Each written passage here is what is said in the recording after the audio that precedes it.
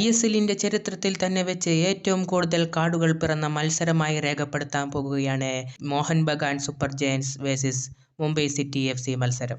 പല കാർഡുകളും ഈ ഒരു മത്സരത്തിൽ പിറന്നിട്ടുള്ളത് റഫറിയുടെ മിസ്റ്റേക്ക് കാരണമാണ് എന്നുള്ളതാണ് ഏറ്റവും ഖേദകരമായിട്ടുള്ള കാര്യം. ISLലെ റഫറി മിസ്റ്റേക്കിനെതിരെ പ്രതികരിച്ച ഇവാൻ വുക്കോമനോവിച്ചിന് പിഴ ലഭിച്ചപ്പോൾ മൗനം പാലിച്ചവരൊക്കെയും അനുഭവിക്കാൻ പോകുന്നു എന്നതിന്റെ സൂചന തന്നെയാണ് ഇത്. 13ഓളം മഞ്ഞ കാർഡുകൾ കണ്ട മത്സരമാണിത്.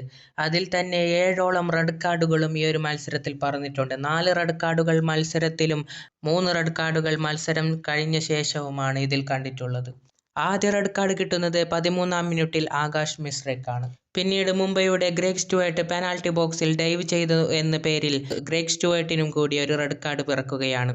അതിനെതിരെ ഗ്രേഗ് സ്റ്റുവർട്ട് എത്ര പണം കിട്ടി എന്ന രീതിയിലുള്ള ഒരു ജസ്റ്റർ റഫറിക്കെതിരെ കാണിക്കുന്നുണ്ട്. ഇതിനെതിരെ നടപടി വരുമോ എന്നുള്ളത് കാത്തിരുന്ന് കാണണം. മത്സരത്തിന്റെ അവസാന മിനിറ്റിൽ എവിടെ നിന്ന് വന്ന വിക്രം പ്രതാപ് സിംഗിനും പിന്നെ രാഹുൽ ബേക്കക്കും റെഡ് കാർഡ് കാണുകയും അടിപിടി ഉണ്ടാക്കിയതിന്റെ പേരിലാണ് രാഹുൽ ബേക്കക്ക് റെഡ് കാർഡ് കണ്ടത്. മോഹൻ ബഗാന്റെ സൈഡിൽ ആശിഷ് റായ്ക്കും ലിസ്റ്റൻ കൊളാക്കും യുസ്തേക്കുമാണ് റെഡ് കാർഡുകൾ കണ്ടിട്ടുള്ളത്.